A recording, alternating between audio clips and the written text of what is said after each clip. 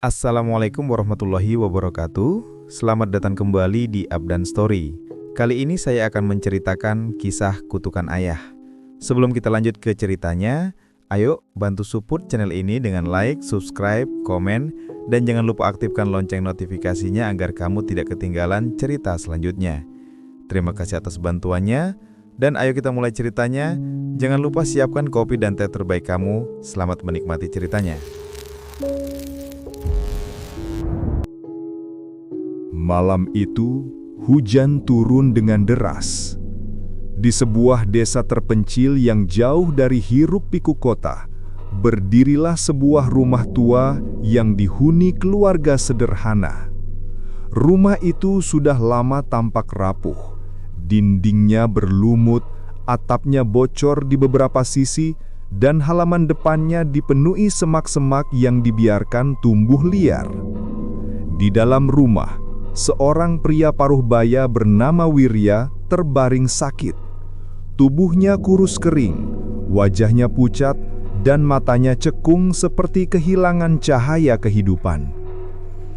Sejak beberapa bulan terakhir, penyakit misterius menyerang dirinya tanpa sebab yang jelas. Awalnya hanya batuk ringan, lalu demam tinggi, hingga tubuhnya perlahan. Malam itu, ketika hujan makin deras, sebuah kejadian aneh terjadi. Lampu di ruang tengah rumah tiba-tiba padam, menyisakan kegelapan pekat. Suara petir menggelegar, dan dari arah kamar Wirya terdengar suara erangan panjang yang tidak wajar. Suara itu tidak terdengar seperti manusia, melainkan seperti rintihan bercampur dengan desisan. Istrinya, seorang wanita yang sudah lama menahan penderitaan batin akibat kekerasan rumah tangga, memberanikan diri mendekat. Tubuhnya gemetar saat membuka pintu kamar. Di dalam, Wirya tampak duduk tegak di ranjang dengan mata melotot ke arah langit-langit. Mulutnya bergetar tanpa suara, lalu tiba-tiba ia mengangkat tangannya ke udara, seakan sedang menunjuk sesuatu yang tak terlihat. Udara di kamar itu mendadak dingin menusuk tulang, jauh lebih dingin dari hujan malam di luar. Bau anyir menyengat menyeruak, mirip bau darah bercampur tanah basah. Perlahan, di sudut ruangan, muncul bayangan hitam yang bergerak sendiri. Bayangan itu semakin lama semakin jelas, menyerupai sosok tinggi besar dengan wajah yang samar, seakan wajah manusia yang terbakar. Sosok itu mendekat ke arah ranjang, dan Wirya mulai mengerang semakin keras. Tubuhnya bergetar seperti tersengat listrik. Di luar kamar, anak-anaknya yang masih kecil menangis ketakutan, sementara suara dentuman keras terdengar dari atap rumah, seakan sesuatu yang berat melompat-lompat di atas genteng. Hujan tak lagi terdengar sebagai rintik air, melainkan seperti ketukan keras yang berirama, seakan mengikuti detak jantung penghuni rumah. Wirya tiba-tiba terdiam, matanya menatap lurus ke arah keluarganya yang kini sudah berkumpul di depan pintu kamar. Dengan wajahnya yang pucat dan lidah terjulur, ia menghembuskan nafas terakhir. Namun sebelum nyawanya benar-benar pergi, terdengar suara berat dari mulutnya, suara yang bukan miliknya sendiri. Suara itu terdengar seperti bisikan dari dalam tanah, dingin dan penuh kebencian.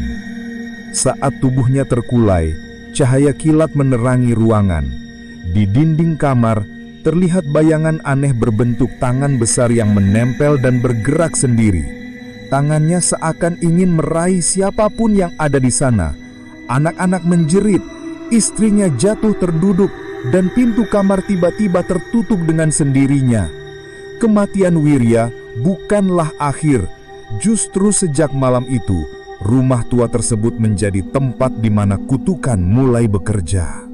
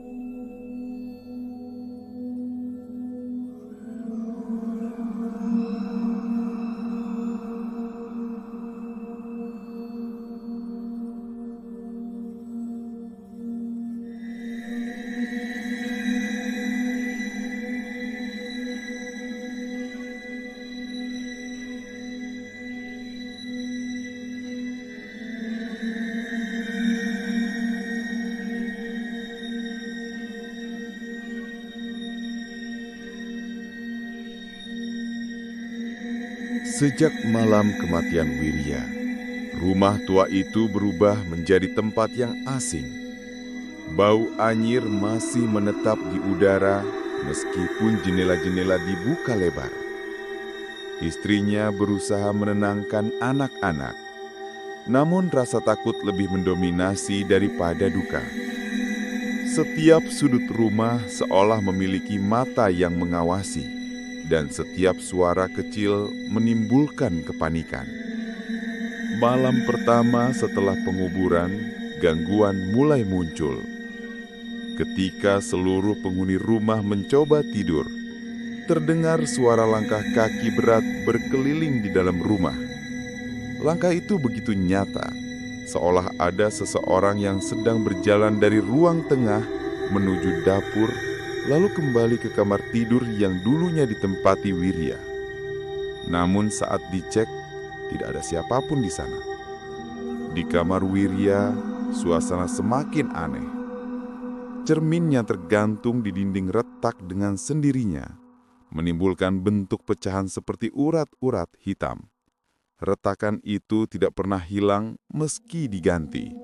Seolah ada sesuatu yang berusaha keluar dari balik pantulan kaca. Kadang anak-anak melihat bayangan ayah mereka muncul di cermin itu, berdiri tegak dengan mata kosong, menatap lurus ke arah mereka.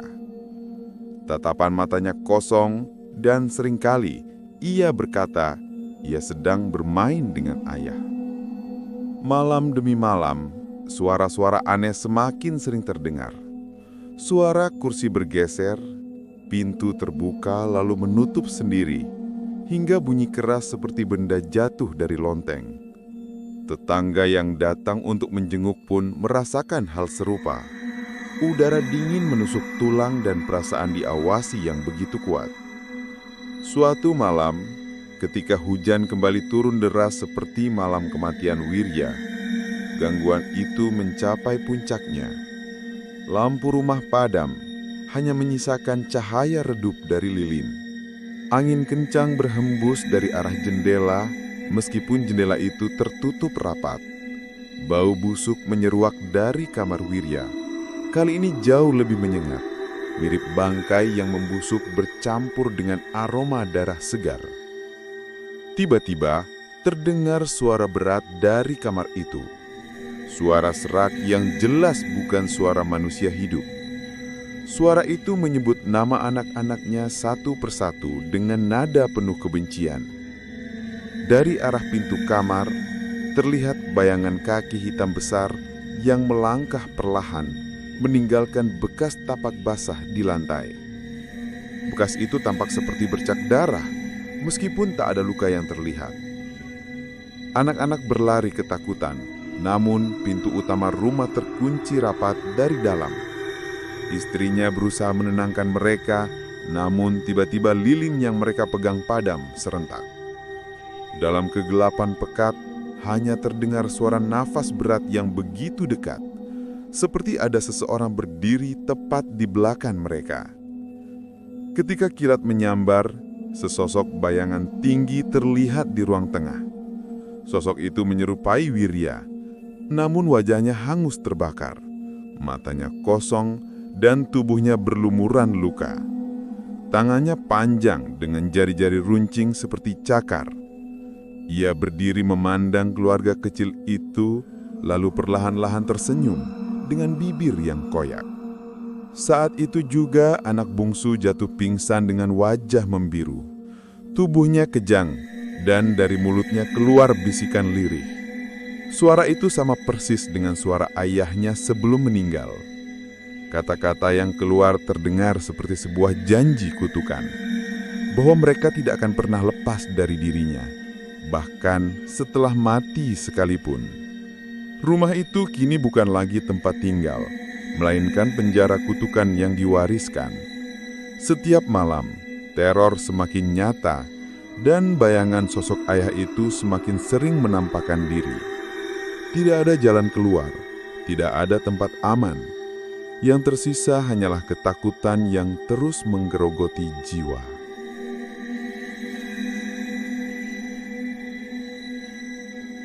Malam-malam berikutnya berubah menjadi mimpi buruk yang tak berkesudahan. Anak-anak semakin sering sakit tanpa sebab.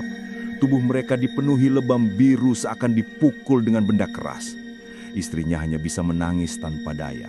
Namun ia juga dihantui firasat mengerikan bahwa suaminya yang sudah mati tidak pernah benar-benar pergi. Di ruang tengah, suara kursi sering bergeser sendiri. Guci air jatuh pecah berkali-kali tanpa alasan. Kadang terdengar suara tangisan bayi padahal tak ada bayi di rumah itu. Bau busuk semakin menusuk setiap kali malam tiba, terutama menjelang dini hari. Bau itu seperti bangkai yang lama terendam air, menyusup hingga ke setiap sudut ruangan. Gangguan paling menyeramkan terjadi di kamar Wirya. Setelah kematiannya, kamar itu dikunci rapat. Namun tiap malam, terdengar suara ranjang berderit, suara orang batuk parah, lalu diikuti suara teriakan panjang yang menggema sampai ke ruang depan. Beberapa kali istrinya nekat membuka pintu kamar, dan selalu saja ia menemukan sesuatu yang tak masuk akal. Di salah satu malam, ketika pintu kamar dibuka, terlihat ranjang yang harusnya kosong, tiba-tiba berisi bekas tubuh yang baru saja berbaring. Bantalnya cekung, selimutnya kusut, dan di atas kasur ada bekas jejak telapak kaki penuh lumpur basah. Di cermin yang sudah retak, muncul pantulan bayangan Wirya yang sedang duduk menunduk. Lalu saat diperhatikan lebih lama, bayangan itu mendongak perlahan dengan wajah hangus, lalu tersenyum menyeringai. Ketika malam makin larut, gangguan berubah menjadi ancaman fisik. Anak sulung keluarga itu suatu malam terbangun dalam kondisi tubuhnya terangkat dari ranjang, seolah dicekik oleh tangan tak terlihat. Matanya melotot, nafasnya terengah, dan di lehernya muncul bekas jari hitam panjang. Bocah itu jatuh pingsan, dan ketika sadar, ia hanya bisa menangis tanpa suara. Trauma begitu dalam. Suara ayahnya semakin jelas terdengar, bukan lagi hanya bisikan. Suara itu muncul dari atap, dari sumur belakang rumah, bahkan dari dalam dinding. Suaranya selalu sama, menyebut nama anak-anaknya, lalu diakhiri dengan tawa berat yang mengerikan. Tetangga yang mencoba menolong pun ikut menjadi korban. Seorang pria tua yang mencoba membaca doa di depan rumah, tiba-tiba mimisan hebat. Darahnya terus mengalir hingga ia jatuh pingsan di tempat. Seorang wanita yang datang membawa sesajen malah kesurupan. Tubuhnya kaku, matanya melotot, dan dari mulutnya keluar suara serak yang sama, suara Wirya. Ia berteriak bahwa tidak ada yang bisa memutuskan kutukan karena ia sudah menjadi bagian dari mereka selamanya. Pada suatu malam, puncak kengerian terjadi. Istrinya yang sedang tertidur mendengar suara pintu kamar dibuka perlahan. Ketika membuka mata, ia melihat sosok suaminya berdiri di tepi ranjang. Wajahnya hancur terbakar, dagingnya terkelupas, dan matanya hitam kosong. Bau busuk begitu menyengat hingga membuat ia hampir muntah. Sosok itu menunduk, lalu mendekat ke wajahnya, seakan ingin mencium. Namun yang terasa justru dingin menusuk dan rasa sesak di dadanya. Saat ia berusaha berteriak, tiba-tiba semua anaknya terbangun bersamaan menjerit histeris. Dari mulut mereka keluar suara tawa berat, suara yang sama dengan suaminya. Tawa itu menggema di seluruh rumah, bercampur dengan suara langkah berat yang berputar-putar di sekitar ruangan. Rumah itu kini benar-benar berubah menjadi neraka bagi mereka. Setiap malam, kutukan semakin kuat, seakan jiwa Wirya tidak hanya kembali, tetapi juga berusaha menyeret keluarganya ikut bersamanya ke dalam kegelapan.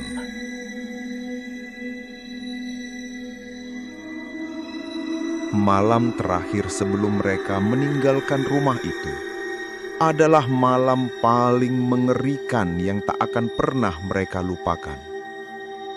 Sejak sore, suasana sudah berbeda. Langit tampak merah muram, awan menggantung rendah, dan suara petir terdengar terus-menerus meski hujan belum turun. Udara di sekitar rumah semakin pengap. Bau busuk bangkai bercampur anyir darah seolah meresap ke pori-pori kulit. Istrinya sudah mantap membawa anak-anak pergi. tas-tas kecil sudah disiapkan, dan mereka hanya menunggu waktu untuk meninggalkan rumah begitu malam berlalu. Namun keputusan itu justru membuat sesuatu di dalam rumah semakin murka. Saat matahari terbenam, pintu-pintu rumah berderak dan menutup sendiri. Jendela terhentam keras dari luar, seolah ada tangan-tangan tak kasat mata yang menahannya. Lampu padam serentak, dan hanya cahaya petir yang sesekali menerangi ruangan. Dari arah kamar Wirya, terdengar suara ranjang berderit keras, diikuti suara tawa panjang yang menggema. Tiba-tiba, dinding rumah bergetar. Dari celah-celahnya mengalir cairan hitam pekat seperti darah yang busuk. Lantai dipenuhi noda merah, dan setiap langkah meninggalkan bekas tapak yang menempel lama. Suara anak-anak menangis bercampur dengan suara ayah mereka yang memanggil dari segala arah, seakan datang dari tanah, dari langit, dari dalam tubuh mereka sendiri.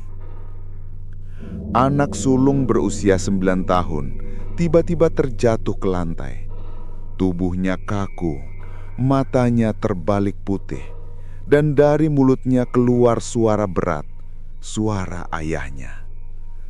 Suara itu berkata bahwa mereka tidak akan pernah bisa pergi karena darah mereka sudah terikat pada rumah ini. Suara itu juga mengancam bahwa siapapun yang mencoba kabur akan mati mengenaskan. Saat itu juga, pintu kamar Wirya terbuka dengan keras. Sosok yang muncul lebih mengerikan daripada sebelumnya. Wajahnya hancur, tubuhnya penuh luka bernanah, namun matanya kini menyala merah. Tangan panjangnya menjulur ke arah anak-anak, dan udara di sekitar berubah semakin dingin hingga nafas terasa membeku. Istrinya mencoba menyeret anak-anak keluar. Namun lantai rumah berubah seperti lumpur, menelan kaki mereka perlahan. Dari bawah tanah muncul tangan-tangan hitam yang meraih pergelangan kaki, menarik tubuh mereka ke bawah. Suara tawa Wirya semakin keras, menggema hingga keluar rumah. Ketika kilat menyambar, terlihat jelas bayangan besar di langit-langit rumah. Bayangan itu menyerupai Wirya dalam wujud raksasa, dengan wajah yang terbelah dua, separuh manusia dan separuh tengkorak. Ia meraih seluruh ruangan dengan tangan gelapnya, menutup cahaya terakhir yang ada. Jeritan anak-anak memenuhi udara. Istrinya mencoba memeluk mereka erat-erat. Namun tiba-tiba tubuhnya terangkat ke udara dan terhempas ke dinding. Darah mengucur dari kepalanya, namun ia tetap berusaha meraih anak-anaknya. Sayangnya, saat itu pintu utama terbuka sendiri, dan angin kencang berhembus masuk, membawa aroma kuburan yang pekat. Anak-anak ditarik ke arah pintu kamar Wirya, seolah ada kekuatan besar yang menyedot mereka masuk. Mereka berteriak, namun suara itu segera tenggelam oleh suara tawa sang ayah yang kini memenuhi seluruh rumah. Malam itu, tak ada lagi yang keluar dari rumah tersebut. Esok paginya, tetangga mendapati rumah itu sunyi. Pintu terkunci rapat, jendela tertutup, dan suasana sekitar begitu mencekam. Tak ada tanda kehidupan, hanya bau busuk yang semakin menusuk dari dalam rumah. Sejak saat itu, rumah tua itu dibiarkan terbengkalai. Tak seorang pun berani mendekat, apalagi memasukinya. Orang-orang percaya kutukan Wirya masih bersemayam di sana bersama jiwa keluarganya yang terperangkap. Suara tangisan anak-anak dan tawa mengerikan kadang-kadang masih terdengar di malam-malam tertentu, terutama ketika hujan deras turun. Kutukan sang ayah tidak hanya menghantui keluarganya, tetapi juga siapapun yang berani mendekat. Rumah itu kini menjadi penanda bahwa amarah seorang manusia bisa hidup lebih lama daripada nyawanya, menjelma kutukan yang tak terputus.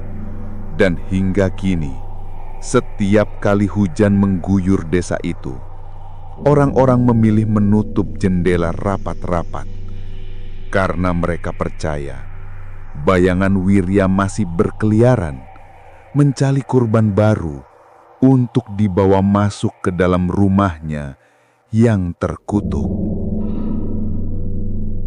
Itulah kisah mencekam tentang kutukan ayah, sebuah cerita kelam bagaimana amarah dan dendam bisa terus hidup bahkan setelah kematian.